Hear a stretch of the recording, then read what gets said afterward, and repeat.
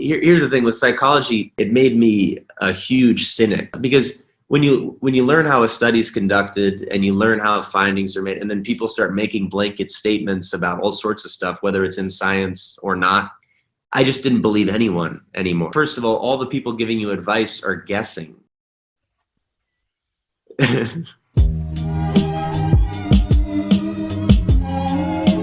Hello and welcome to another episode of Cosmic Chats. We have today the very lively Ben Herwitz, who is a comedian based in Los Angeles, but he was raised in San Francisco, an only child. But that's not what we're going to chat about. We're going to talk about how he was on the path to be a psychology professor and realized that most of psychology was a lie. So how would you describe the taste of a banana to someone who's never eaten one?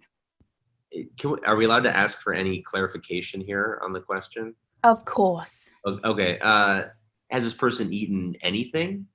Yes. They've eaten other foods, just not bananas. Yes. Okay. Now I'm going to say something that doesn't have anything to do with that. Let's see. I would say, okay, so first of all, in order to eat it, you have to. Here's what I would say: are we handing this person a banana? Are we just handing it to them, or am I just describing it without a banana in the room? Okay, well, let's paint a story for you, Ben. Thank you. So you have been given this beautiful, beautiful entity, and you say, what does it taste like? Oh, okay, got it. Well, I would say, first of all, don't just eat it, you should peel it. And in order to do so, I mean, there are a bunch of ways to do it, but there's a hard exterior and a softer interior. And if you're eating anything that is very, very like leathery and hard, you've eaten the wrong part. I would say that. And then I'd say with the actual banana, it tastes, let's see. When you start eating it, well, here it'll end up tasting like pudding, kind of. But you got to give it a second. You got to actually start chewing it. So, mouthfeel wise, kind of moderate density, and then it gets really soft when you start eating it. It tastes very sweet. It has kind of a unique smell and flavor. I don't know what I would compare that to. Not chicken. Definitely not chicken. Definitely not any meat products. Sweet. I mean, it's undeniably sweet and has its own flavor that I think, unless there's something seriously wrong with you, you're really going to enjoy.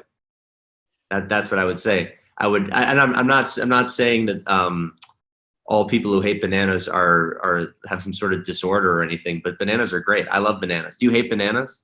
No, not at all. Okay. There are banana.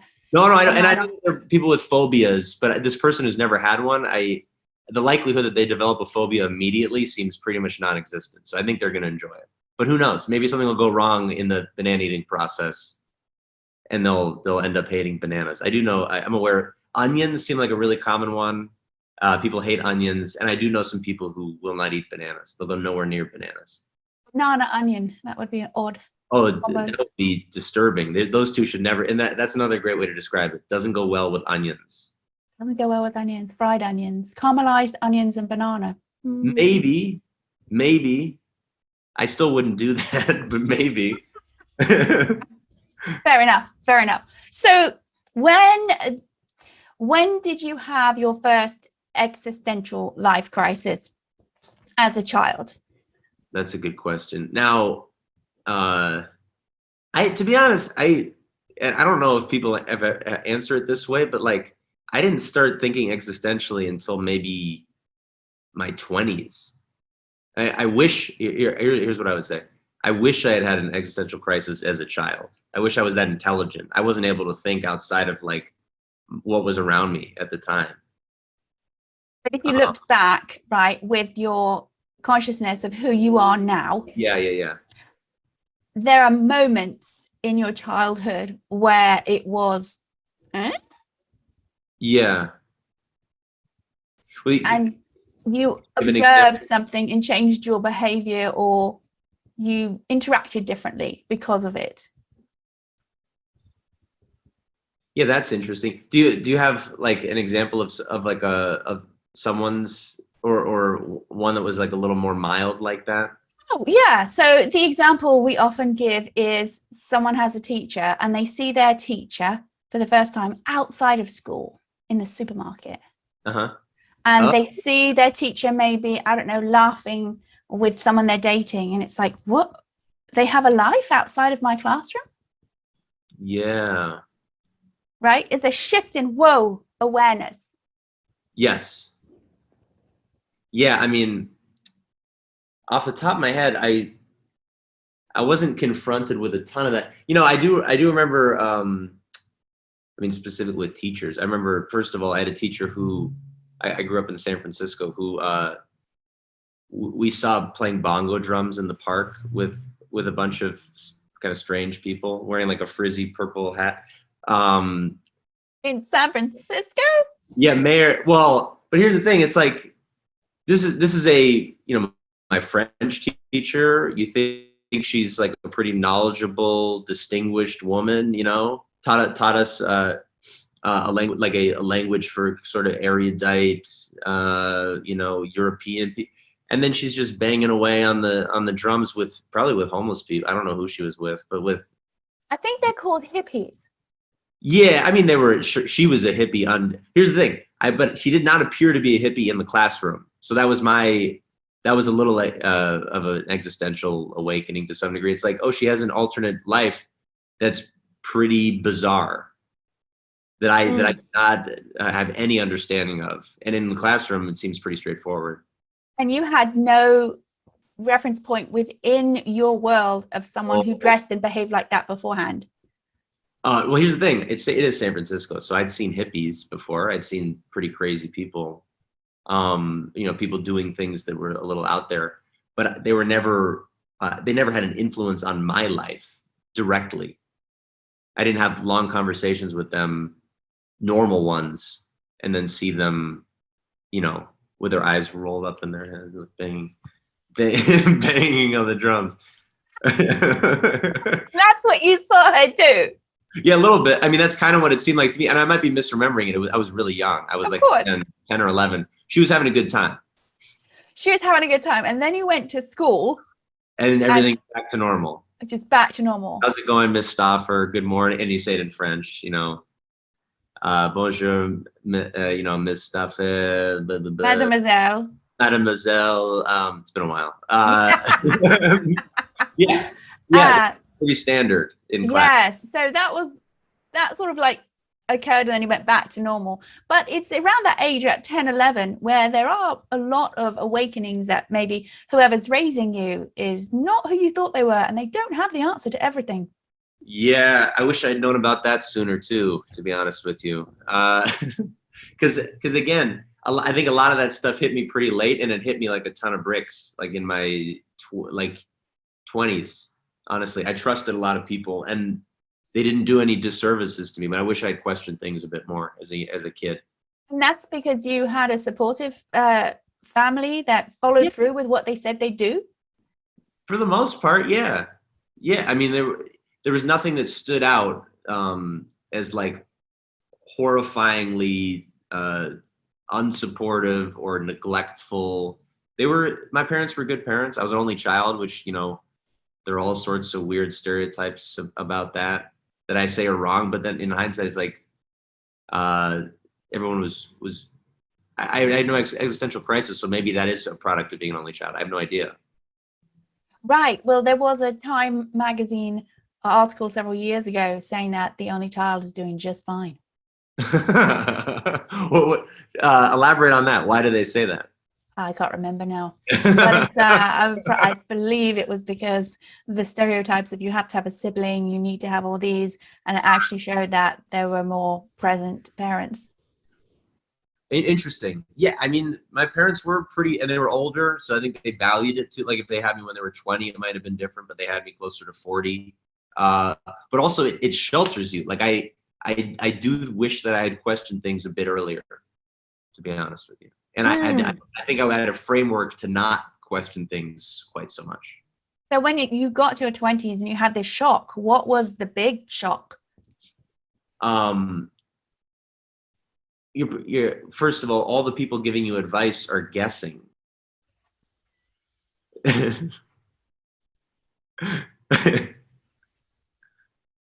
I took everybody's advice like literally.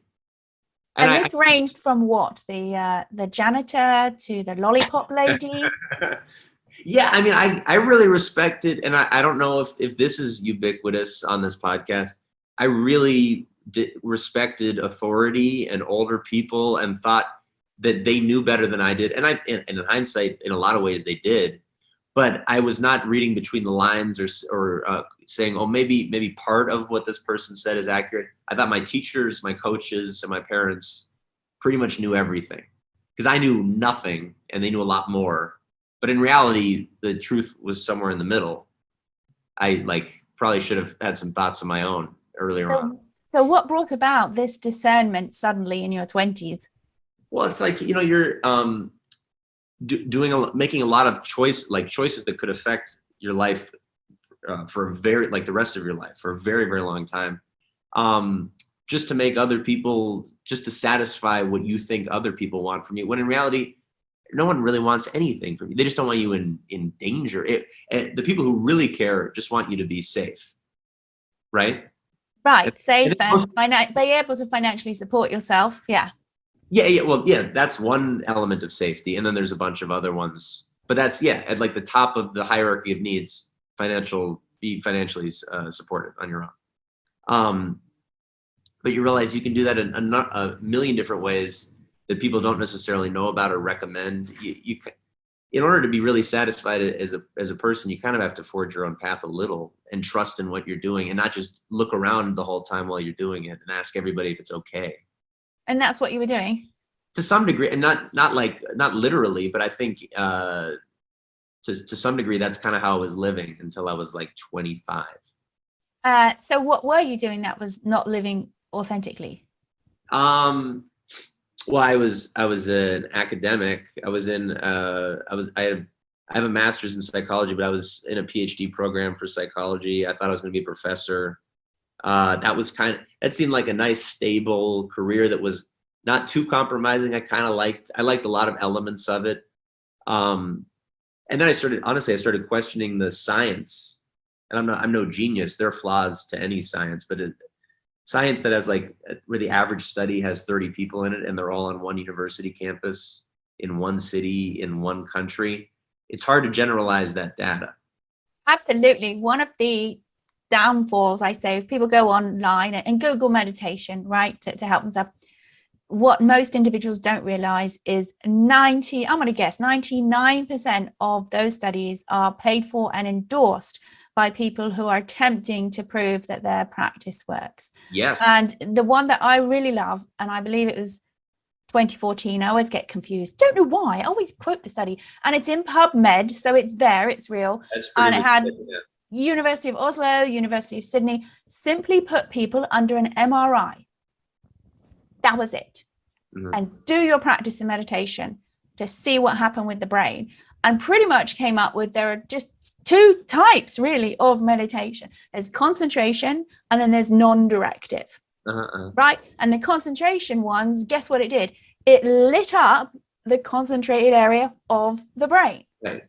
What they were surprised about were non-directive practices not only lit up more of the brain, it became more equal, the left and the right brain, than when they weren't doing the meditation. And it activated the areas of the brain that process thoughts and emotions and then deep rest. Now, the practice that I learned, we teach in part of the nonprofit, does non-directive. And when I came to meditation and I was looking for meditations and I tried lots, I had an experience where I was having loads and loads of thoughts in the meditation. So I thought it was wrong. But after doing the meditation, and I used to sleep for 3 hours every afternoon because I lived in chronic pain and I couldn't sleep at night. After doing the meditation, and I thought, that's awful, I can't do that, and I lay down to sleep, within 5 minutes or so, restlessly moving, I sat back up. I mean, I wasn't healed from being in chronic pain, but I didn't need to sleep for 3 hours. And it happened again. And it wasn't until, again, an outside referral said, I'm sorry, what? You do this practice, and on the first day of you trying it on your own, you don't have to sleep for 3 whole hours in an afternoon. 20 minutes twice a day.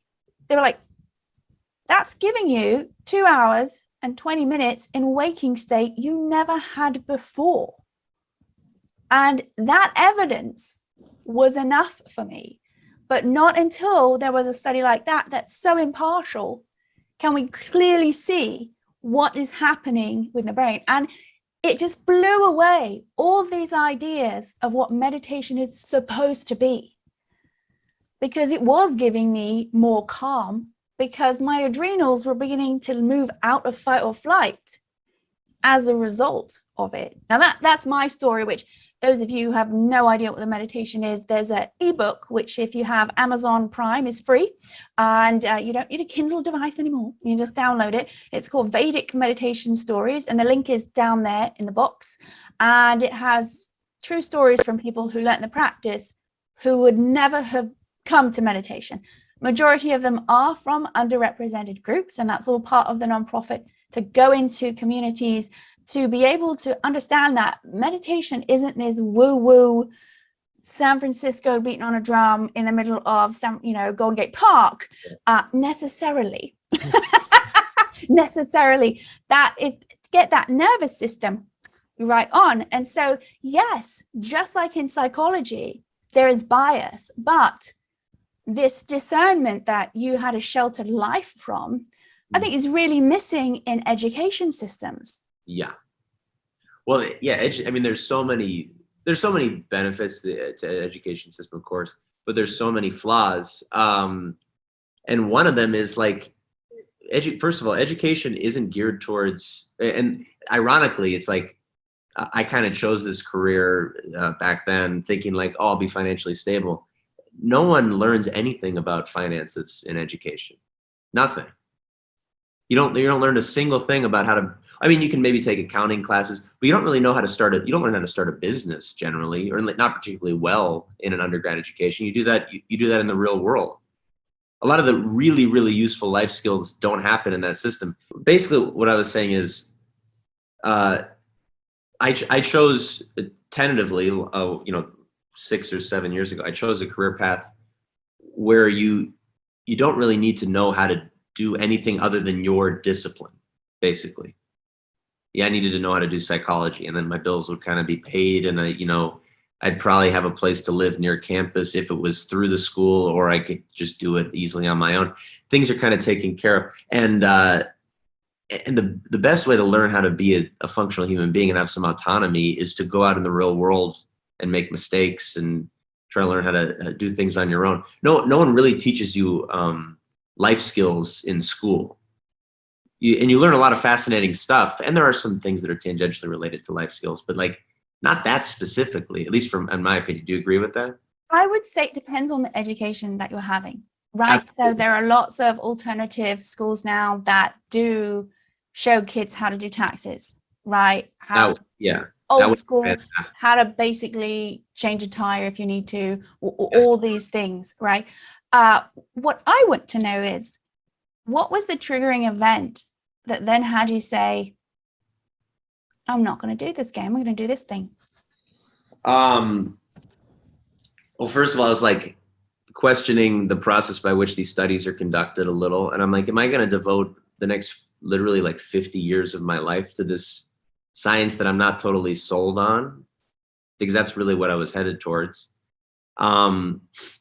And also, I hadn't really explored that. I hadn't really tried that many things. I was like, I kind of would like to experiment a bit. And I was starting to do more creative stuff. I was into meditation actually while I was in school. And I don't know, like, I just sort of realized that there were other options, that like, you don't have to necessarily do the thing that's coming to you in the most immediate way. If there's like a good option, that doesn't mean it's the best option. This is interesting. Sometimes only going with the flow is not taking action to change the status quo. Everything, all this talk of being in the flow. Yes. But we have to take action.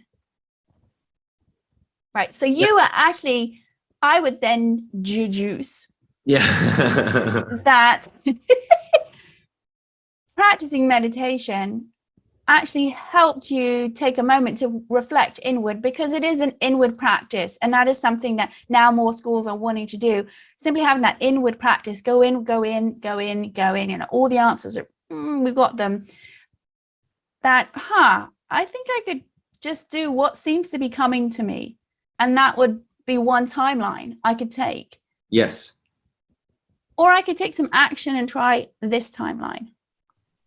That's sort of what it felt like. And I thought maybe this will be a little harder, a little more difficult, especially in the short term, but I'll probably learn more about myself and more about what I want to do and find out who I actually am, as opposed to who I am when I'm attempting to be the most socially acceptable version of myself possible, which is kind of what I'm doing. Did the study of psychology, you think, get you too much in your head about being able to be around other people? Did you start analyzing people all the time? Yeah. I mean, people say that a lot, and here's the thing with psychology. Here's what it actually made me. It made me a huge cynic, just about a lot of stuff. Because when you learn how a study's conducted and you learn how findings are made, and then people start making blanket statements about all sorts of stuff, whether it's in science or not, I just didn't believe anyone anymore regarding most things. So you had an experience way back when, which has really only hit since the 2016 election. It was a big build-up in the US, and then it went across global. The fake news idea, the algorithms only letting you see information that you want to see and watch. You became aware of, hang on, these textbooks, these resources, right, very clearly. Now, science is the new one. I mean, you can go back in history and see how certain dictatorships were burning certain knowledges, right? And there's definitely been a huge backlash of how certain history is now reported that's actually tainted, in favor of one culture versus another. But for you to have that, let's just say at least 10 years ago, that wasn't necessarily the consciousness of what was going on at the time. Yeah, no, I think that's valid. I was sort of calling things fake news, including what people thought I should do with my life. I was. Let's talk about these people who are telling you what to do with your life. Now, this is really important. Okay. Because, and I think it's important to talk about nowadays, especially. We are all really subject to influence. If we weren't, they wouldn't spend that much money on advertising. Yep. Bottom line, accept it, right? Subject to influence. But there's also an area that we don't realize that we're being influenced, right? That someone can say something to us and most of the time, I'm going to just make a blanket statement here, they're actually talking to themselves. Yes. But when we have our own insecurities, and we all do, because we are in the world and we're here to sort something out, we're here to grow and learn, so we all have it to a certain level. When we are at the effect of that, let's say we have a bad day, bit of a rejection somehow, somewhere, check didn't come in, bank account doesn't look as good, whatever it is, money, property, prestige, any one of those elements, feeling rejected, less grounded to be able to discern in that moment how they're talking about themselves. Yeah. And right? Again, why do you think that is a human need, to tell someone else what they need to do in order for them to feel good about themselves? I mean, I've experienced that a little bit firsthand. Like, when you start getting a little bit more experienced in an area, people do ask you questions, and it sort of validates your existence. It makes you feel good because you're treated like a wealth of knowledge, So we only exist when we have validation. Well, here's the thing. Of course, that's of course not true. But I think some people feel like their existence is more meaningful and it's not necessarily valid, but they think this is, wow, this feels good because this person really seems to need my help. When in reality, the best help is going to come from themselves, probably, or at least an amalgamation of advice, not just from one person. Does that make sense? Yeah. So you had, would you say the psychology studies and information that you had been reading was proving this, and then you were observing it in the world, or was it the other way around? Was proving that people weren't necessarily giving the best advice, or that they kind of wanted to hear themselves give advice. Both. God, I mean, we could probably find a study right now that supports. But the question is, for you, as your experience, did you get it from the studies, the book, the information, and then see it happen in the world? Or did you see it happening, and then when you were reading the knowledge, you were like, yeah. Yeah, it was more that well, here's the thing. So studies need to be retested. So you run a study and you make a finding, and a lot of the time, if the finding is interesting enough, they just throw it in a textbook and it's treated like it's true. But it needs to be retested probably tens of times to make sure that this finding is 100% valid. And that very rarely happens. It's hard to get funding to do that. So finding that out, like realizing that was the case, that a lot of stuff that we learn in Psych 101 is treated like an axiom, when in reality, it's kind of still a guess. Still on the fence because it needs to be retested. And I have an example of that if you're interested. But yes. Do you remember maybe you heard this study. There's a TED Talk about it that was really popular. This lady wrote a book. I think she taught at a Ivy League business school. The power pose study. Do you remember that vaguely? Let's explain a wee bit for the listeners. Oh, sure. So this study. Okay. You might have heard something about it at some point. I'm sure this will like jog your memory. But this lady ran a really interesting study where she seemed to have found that when people sat with expansive postures like this or like that, or like the Wonder Woman thing, exactly.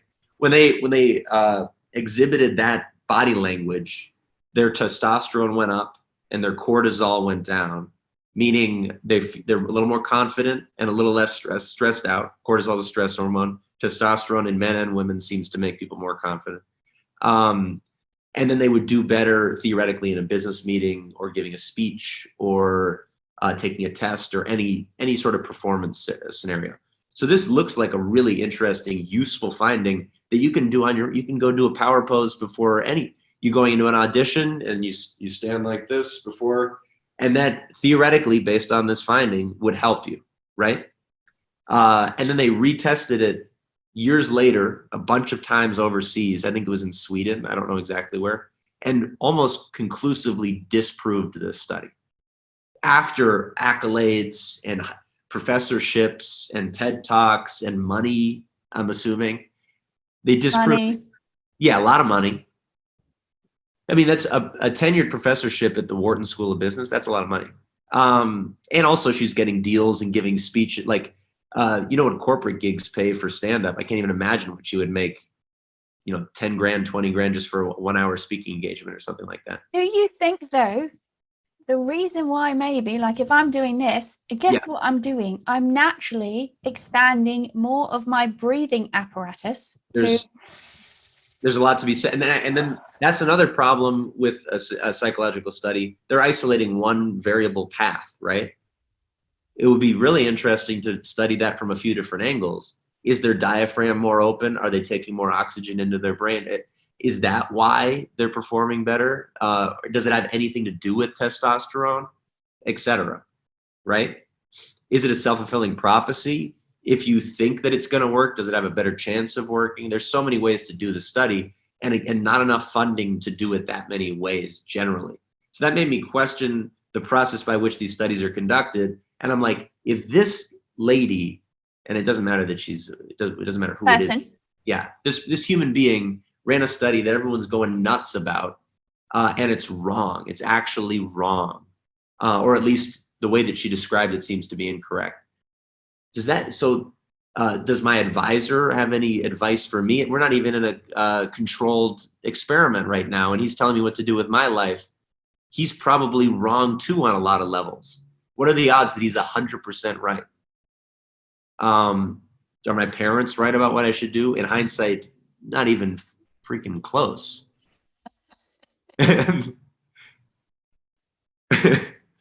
But so now with your parents, you just respectively agree to disagree. Yeah, exactly. And we get along fine. I just saw them for Thanksgiving. It's okay that we don't agree.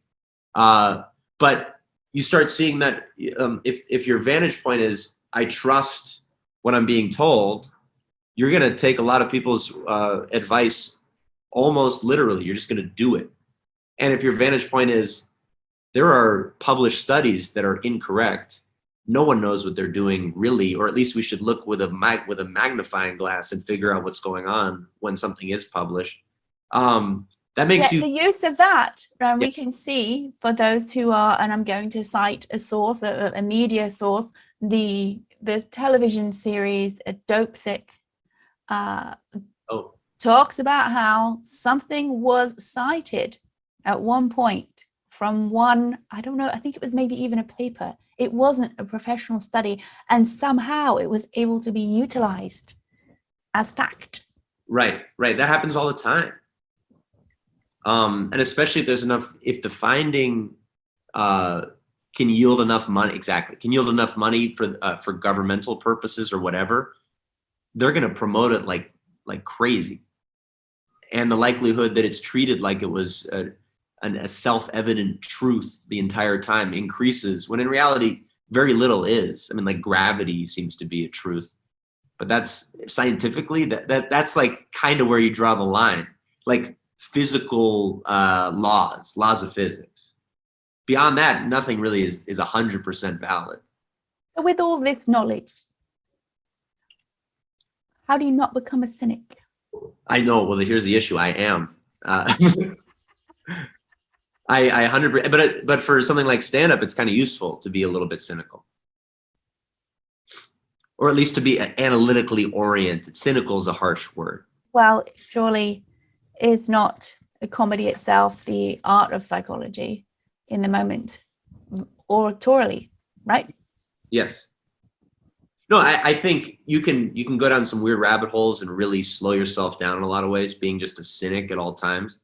But it's useful to be able to be skeptical. That's what they actually, one of my teachers, who's a well-known guy, he this is beside the point. He ran a study with Stanley Milgram, who ran the experiment where they shocked people. Have you heard about that one? No. That was in Ghostbusters, wasn't it? Probably, yeah. Yeah, where they shocked people. They pretended they were shocking people, and they measured what the people who thought they were administering the shock, how they responded. That was really and it was in hindsight, they would never let you do that now. That's you're essentially the chance that you're doing undue harm to the person in the experiment is pretty high psychologically in that study. But this guy used to do research with that. I mean, now he'd be like a psychology criminal, but he was like a famous psychologist back then, Stanley Milgram. The point is, he said, don't be a cynic, be skeptical. Like there's a difference.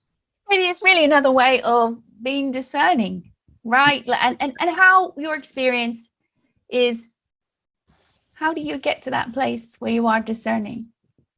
Right. And get to your own truth. Are you asking me now? I'm asking you. Okay. I thought, well, maybe that's it's a good rhetorical question too. It is. Yeah. Well, here's the thing. I think my based on that life experience that I told you about, the psychology stuff, my baseline is like maybe a little too skeptical. So what I have to do is pull back a little. I'm gonna be a skeptic no matter what. So that is just how I am when I wake up in the morning. I'm questioning a lot of things. So my question to you is, yes. So that process goes through the brain. Yes. The ultimate decision inside to make the decision, is that usually not the emotional response? Usually not. So you go through all the logical things that you want to have happen, right? Let's say buying a car. It's got to fit this dollar amount. I like this kind of eye line, windows. Maybe it's environmentally better, all the things that you check in. And at the end of the day, when all those things work, the decision is made on how you feel when you're driving the car. I think that's a good way to think about it. Reptile brain.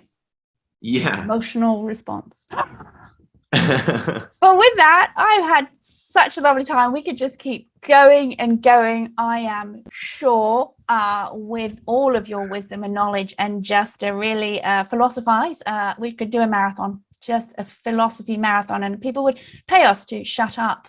But if you have enjoyed it or you have questions for Ben, please go and pop them in the comments and share, and please subscribe to the channel. Again, you're helping support the nonprofit, and if you want to know what that is really about, don't listen to me, just go down in the description, have a check out on the website. You can get all those details. And with that, I want to thank you for all of your support and joining us, Ben, on Cosmic Chats.